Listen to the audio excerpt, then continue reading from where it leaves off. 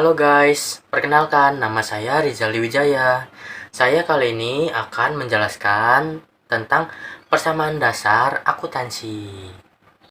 Yang pertama, pemahaman umum. Apa sih persamaan dasar akuntansi itu? Persamaan dasar akuntansi adalah perhitungan yang nantinya bisa memproyeksikan kekayaan, hutang, serta modal yang dimiliki perusahaan tersebut.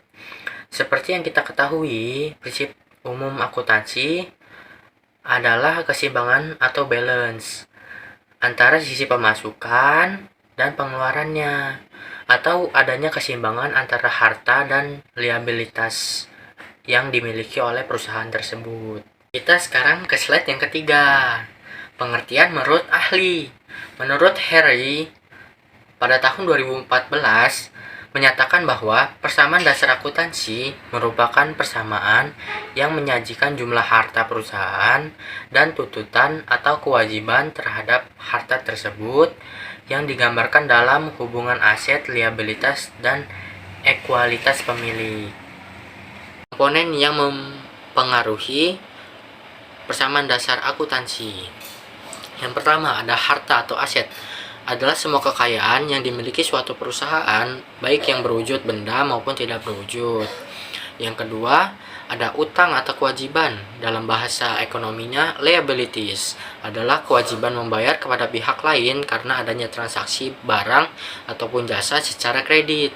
Yang ketiga, ada equities atau modal. Adalah hak kekayaan pemilik secara pribadi.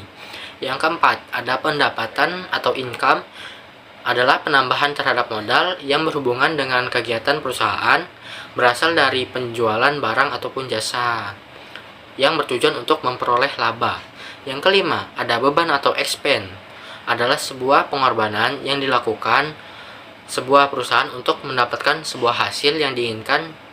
Dalam pemahaman umum sendiri, beban adalah penurunan nilai ekonomi yang berupa pengeluaran uang ataupun penyusutan nilai suatu barang.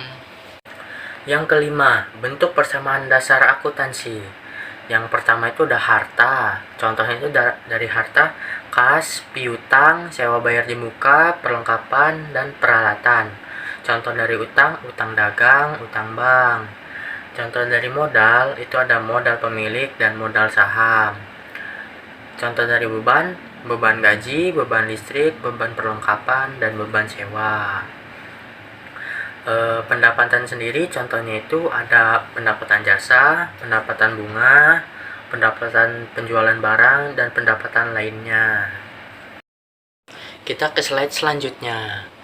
Kelebihan dan kekurangan persamaan dasar akuntansi.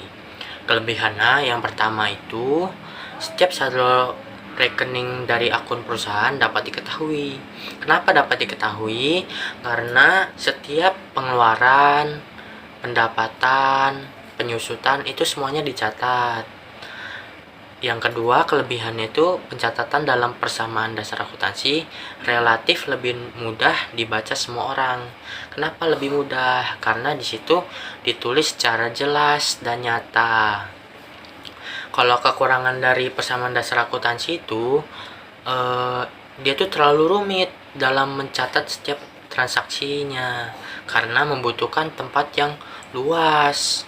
Kenapa butuh tempat yang luas? Karena semua data yang diperoleh pada tahun itu akan dicatat sehingga akan kelihatan, tapi akan sulit karena banyak sekali data yang akan dimasukkannya. Begitu. Referensi materi saya hari ini saya dapat dari sini. Sekian video pembelajaran yang saya dapat bagikan kepada teman-teman. Sekian dari saya, terima kasih.